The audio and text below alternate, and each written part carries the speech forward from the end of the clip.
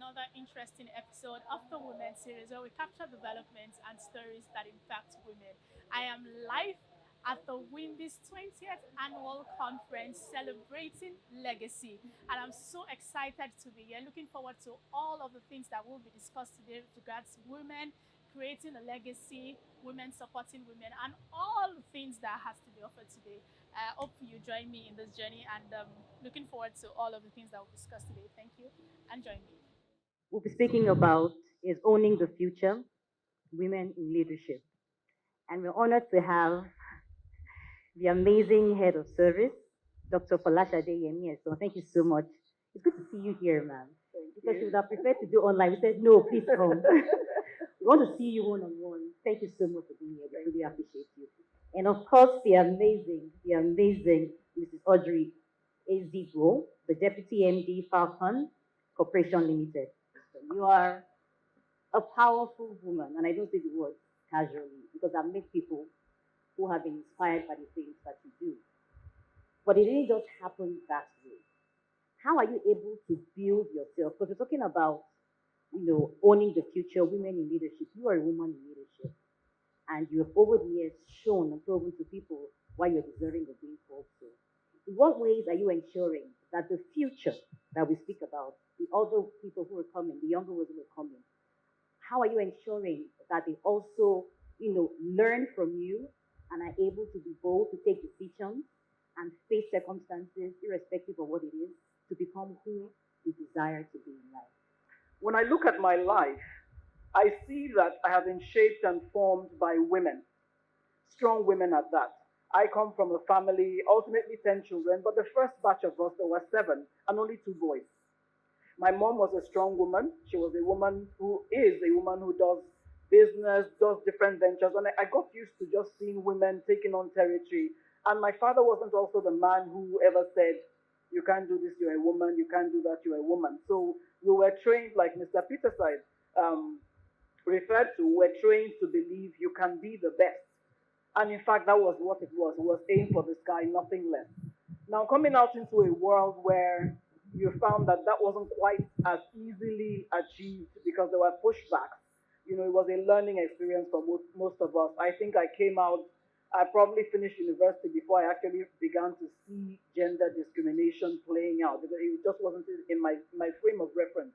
As God would have it, I also then found myself in an industry that is largely male dominated. I mean, I walked into meetings with my staff and I was asked to wait, that there was not enough room in the meeting room. So, and then my staff had to say, no, she's my boss. Because the assumption by both men and women was that I was the accompaniment.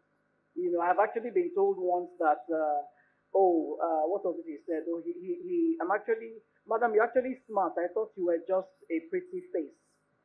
Yes, I've been told that. I've been told all sorts of things. And every time those things happened, rather than just getting upset in the moment, I chose to then think to myself, if this is happening with me that owns my business, what might other women be facing out there? And what can I do with this? And that's why very intentionally, I have made sure that even in my own organization, when it comes to recruitment, my HR people know me. You don't present me only men. I don't care what the position is. I want to see the female candidates. My management is diverse, my board is diverse. And then I look at my daughter. I have 4 children. I have 1 girl and 3 boys. All right. And I'm looking at my daughter and I'm thinking, this could be any other young woman out there. I have to be intentional about creating a world where she's not having to have some of these conversations where everything's about how she looks. And, well, let me not go into those details. We know these things. Now, what I have found also is that, in a sense, without realizing it, a lot of us are socialized into accepting some things that also then position us as being a bit seemingly powerless. There are things we just, oh my gosh. Okay, so we wake up in the morning and some of us, our only agenda, please, I'm sorry, I'm going to offend some people, but this is our truth. We wake up and the agenda is to look hot, is to sleep. I'm sorry, can we be real? And there is a challenge with this. There's nothing wrong with looking good. I'm the number 1 advocate for that. But unfortunately, without realizing it, we sometimes, in some cases, then step back from positions of power because we identify power with suits and ties. and we identify ourselves with slaying. And there's a challenge with that, and we have to change that narrative. And so I have intentionally tried to talk to young women in different fora to say, look good, but what are you doing? Intellectual capacity? How are you taking on territory in your industry, in your business, in your organization? How are you showcasing that you're not just a pretty face, you're also a brain? And that has meant that I have had to put myself out more so than before as I've gotten older. I don't want to be disconnected from the younger generation. I want to understand what their pain points are. And then I want to be able to take off my learning, positive and negative, and have these conversations on different platforms that allows another young woman there to start thinking, how can mine be different? But I think that, and maybe I anchor my initial comments around this, is to say, especially for those of us that are running businesses, you must be intentional about creating space for women. If you're running an organization and you're sitting in an interview and a man or another woman asks the question, are you done having children? I don't tolerate it in my company. What has that got to do with the competence of the woman? You kill some of those things. You make sure that you're, let's engage with her for her mind and for her potential. Let's make sure that when we have our companies, we create women's networks where you're trying to facilitate interactions amongst your female staff and that they're always learning and growing sessions. So those kinds of things that boost the confidence of the next woman. As we get more senior, as our profiles are rising, is also then intentionally making yourself authentic and accessible. Because we hear a lot from the younger women that, oh, these older women, we can't access you, you people don't talk to us, and so on and so forth. I try to demystify that by just being real. And one of the realest ways is to show your failings. Show when you are scared. I don't know who else in this room is so in control of her life that she's never scared. We're always scared. And when you learn to do life afraid and you're open about it, the younger women who are watching you realize that, okay, she's done all these great things, but she's also admitting that every day is a journey. Every day is a journey, and she's just trying to do her best afraid. I push because I believe my life matters, that I have an assignment on my life, and that I'm fearfully and rather wonderfully made, if I say so myself. I own it. Every woman here should. But that said, let's get past the constructs that make us feel that we cannot engage with the younger generation. They make their mistakes, we made ours as well, and take our collective learnings and help women to take a stronger stand. I literally believe when there are more competent, able women who work in partnership and the men are seeing it happen, they are less averse to seeing women in teams, and they're actually, they're more open, like Mr. Peter said, to competencies and making room for women, in the different fields of endeavor, whatever it might be. If I could have achieved the things I did in my sector, I don't see why any other woman can. And I can promise you, I did it afraid every single day. The office of the head of the civil service of the Federation is responsible for the leadership, the management, and capacity development of the Federal Civil Service, which is, of course, the engine room for implementing federal policies and programs. In what ways is your office aiding the implementation of programs for the betterment of Nigeria? Over the years, the general perception about civil servants and public servants is that we're not working as well as we should be. So the office, with the new administration, the President Buhari's administration, the Office of the Head of Service actually came up with a strategic plan to ensure that civil servants meet up to the expectation. The first plan ended in 2020. It ran from 2017 to 2020. And when I came in, it was at the tail end of that plan. And then we did a review of that plan to see if we've been able to achieve what we wanted in the civil service. And we saw that there was more to be done. So we started working on a successor plan that we just concluded recently. And the successor plan came out from a lot of stakeholder meetings. We wanted Nigerians to tell us what we're not doing so well, how they want the public service to work. And so the new plan, which is the Federal Civil Service Strategy and Implementation Plan 2021 to 2025, actually has 6 pillars. The first is to ensure capability building we want to. For me, that is even the key. If that is the only pillar that we're able to work on and improve capacity of civil servants, then we would have done a lot. The second is performance management. In the civil service, what we have right now doesn't work. We still use the upper system. And so we want to transit into a proper performance management system where every civil servant has targets and you are measured against those targets before you can get promoted. That sounds very strange, but we're working at it, and we have some partners that are working with us on it. We also want to transit from a paper system to a digital system. So we are working on transforming all our processes from paper-based into digitally based. And the main office of the head of service, by the grace of God, by the end of this year, we would have transited completely. And we're insisting that all ministries should follow suit, and all ministries are actually working at doing that also. We're also looking at innovation. You know, people say the civil service doesn't want to become modern, but within us, we're looking at ways by which we can do things better. We had an innovation competition among public servants sometime last year during COVID. We were able to engage civil servants that were sitting at home by this innovation competition. And we got some very good ideas that we're now implementing. So innovation is also a very strong thing that we're driving at.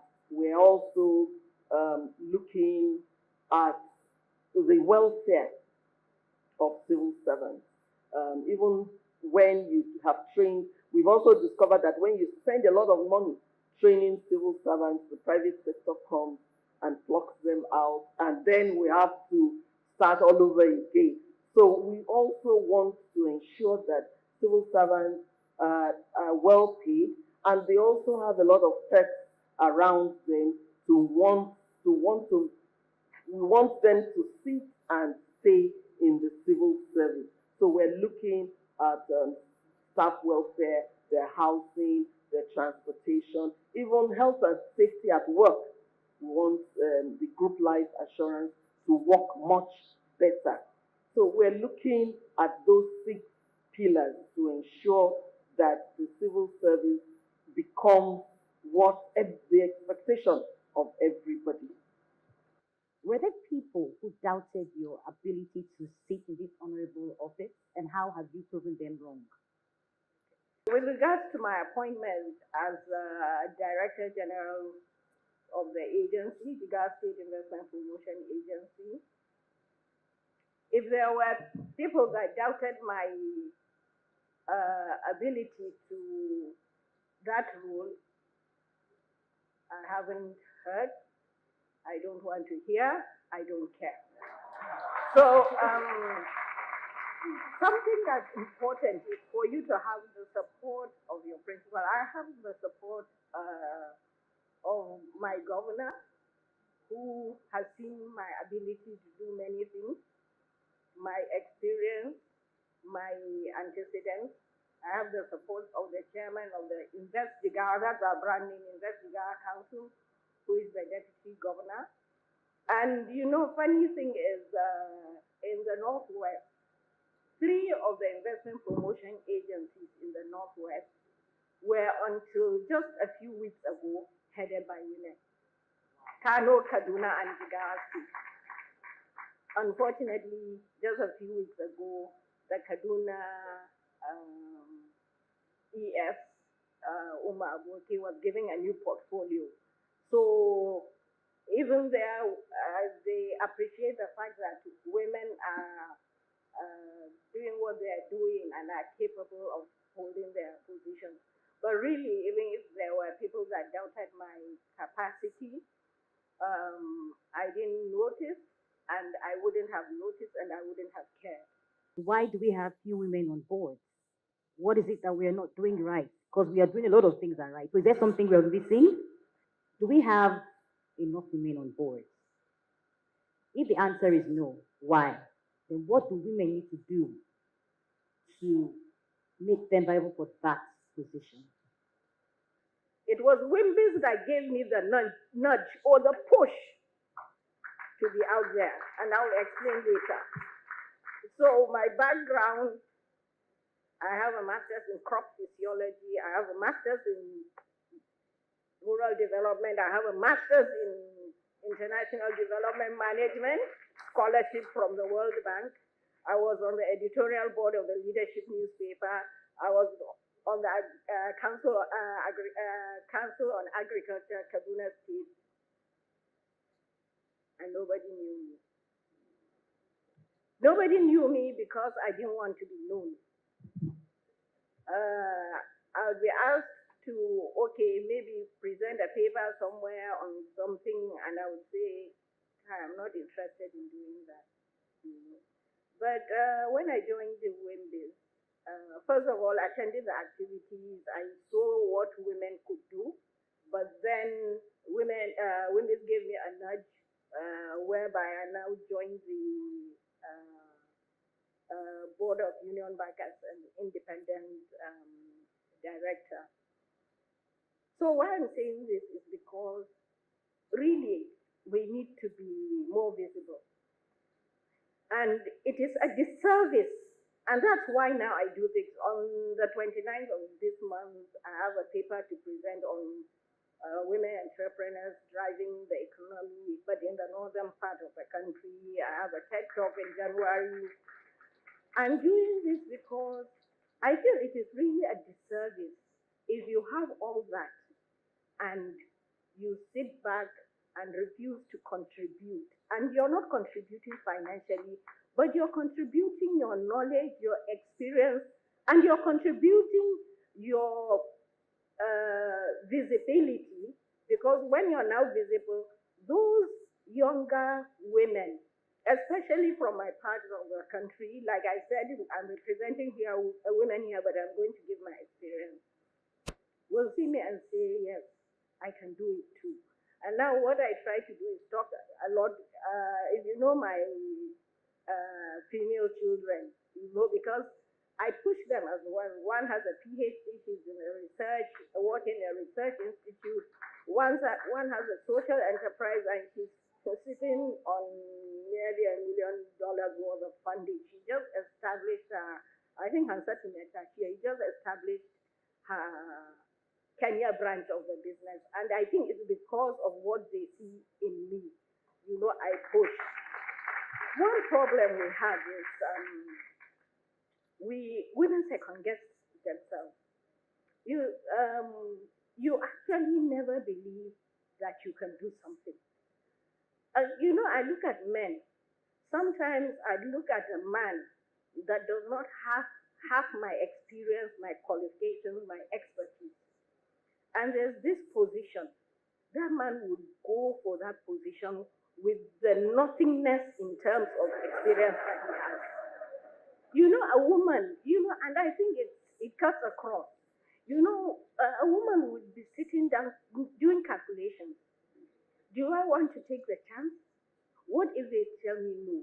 You know, what I've realized is, at most they tell you no. Nobody is going to slap you, beat you, or insult you for trying to get that opportunity.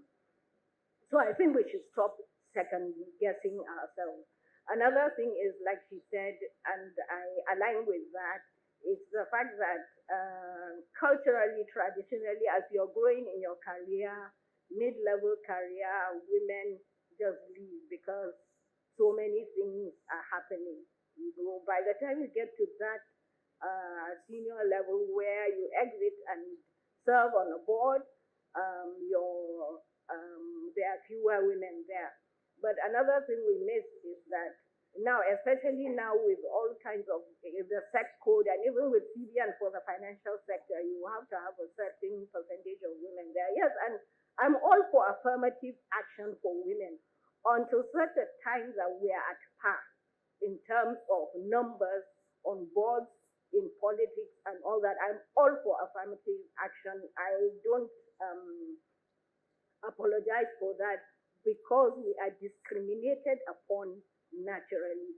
You're there, the first thing after your appointment to a certain position is people assume that you may not be capable because maybe it's connections, maybe it's this, maybe it's that. Hell, if it was a man there, he would be there with connection, I'm sure. But nobody cares, nobody would ask. But you know what I do is, for me, I don't know if there are many people from Jigar State, coming from Jigar State here, is I've earned myself the respect.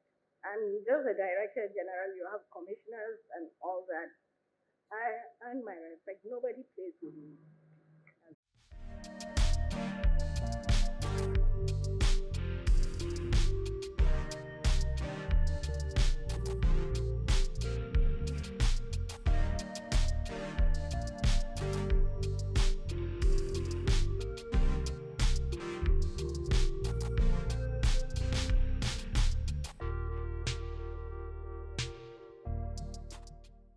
And we have come to the end. Owning the future, women in leadership. I hope you enjoyed the conversation as much as I did. I mean, one key takeaway would be beyond gender, the conversation should be more about agenda, owning a purposeful life, living purposefully. And as opposed to driving conversations around women being the first, it should be about women being the best. Competence, driving confidence, driving courage, and all this that comes with it. If you've got questions, if you've got comments, and you'd like to reach out to me, you can do that by reaching out at iomide.ogutoya@crochetany.com. Do follow us on all our social media platforms showing on the screen. Just like I said the other time, that hopefully we have more events to come. Maybe this is just birthing more events to come. Thank you for watching, and I'll see you in the next episode.